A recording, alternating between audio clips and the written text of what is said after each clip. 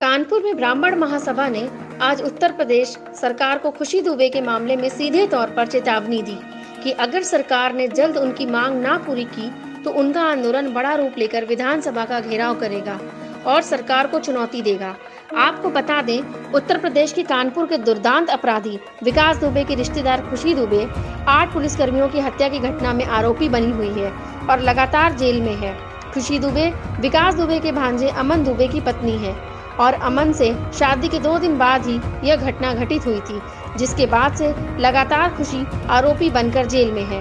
ब्राह्मण महासभा लगातार खुशी के पक्ष में पैरवी कर रहा है। ब्राह्मण महासभा का कहना है कि योगी सरकार में ब्राह्मणों पर अत्याचार चरम पर है।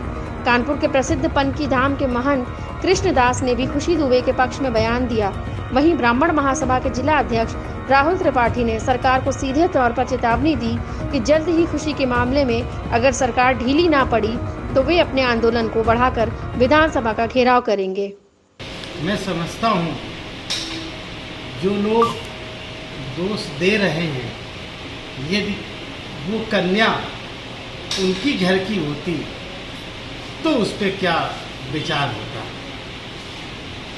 2 दिन पूर्व शादी होने के बाद वो कन्या एक स्त्री का रूप धारण करने के बाद जिस घर में प्रवेश करती है, उसको उस संसार की दुनिया से कोई मतलब नहीं हुआ करता। आज उसे जिस प्रकरण में जो उसके साथ यातनाएं हो रही हैं, मैं समझता हूँ कि इस पर सरकार को ध्यान देना चाहिए और इस पर कोई न कोई निर्णय लेना चाहिए और कन्याओं और ऐसी बेटियों के प्रति अपने भाव समर्पित करना चाहिए। ब्राह्मणों से द्वेष निभाया जा रहा है।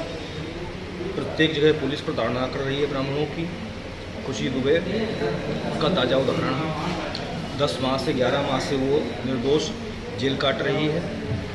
उसका कोई दोष नहीं है। उसके पास कोई एविडेंस, उसके खिलाफ कोई भी साक्ष्य आज तक पुलिस पेश नहीं कर पाई है। सिर्फ इकबालिया बयान को चार्जशीट में दिखाया गया है और इकबालिया बयान कोर्ट में एड्रेसेबल नहीं है। सिर्फ जमानत पे कोई सुनवाई नहीं हो रही है, तारीख पे तारीख दी जा रही है। इतना कोर्ट पर प्रेशर बनाया जा रहा है। सरकार क्या कोर्ट से ऊपर हो रही है? अभी कल तारीख थी, फिर तारीख लगा दी गई। स्थिति ये है कि उनकी मां आशंका जता चुकी हैं कि कहीं उनकी बेटी को जेल में ही न मार दिया जाए। ऐसा कोई षड्यंत्र तो नहीं चल रहा है। उसके साथ कोई भी जोर जबरदस्ती जाती हुई है। उनके अधिवक्ता ने कहा है कि चौबेपुर थाने में उसको प्रताड़ना दी गई, जिसको उसको आंतरिक चोटें आई हैं, जिस कारण उसको कभी कोई खून की उल्टियाँ होती हैं। ब्राह्मण महासभा की तरफ से इस मामले में आगे की क्या रणनीति होगी? यदि इस पर कोई जांच कमेटी गठित नहीं होती है, मैं अभी पूर्व में प्रेस कॉन्फ्रेंस करके जांच कमेटी की मांग कर चुका हूँ।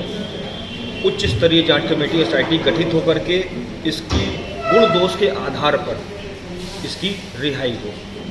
यदि इसका दोष है तो उनकी मां स्वयं कह चुकी हैं, मैं भी कह रहा हूँ, समस्त ब्राह्मण समाज कहता है उसका दोष है तो हम लोग पैरवी करना बंद कर दें। लेकिन एकमात्र दरोगा की चार्जशीट पर भरोसा नहीं है, क्योंकि विश्वकांत तिवारी के मामले में ललितपुर में हम लोग देख चुके हैं। 20 वर्ष पहले किसी दरोगा ने चार्जशीट लगाई थी, 20 वर्ष बाद वो झूठी निकली, वो निर्दोष साबित हुआ। अगर आप लोगों की जो मांग है सुनवाई नहीं होती है तो ब्राह्मण महासभा की तरफ से क्या आगे होगा?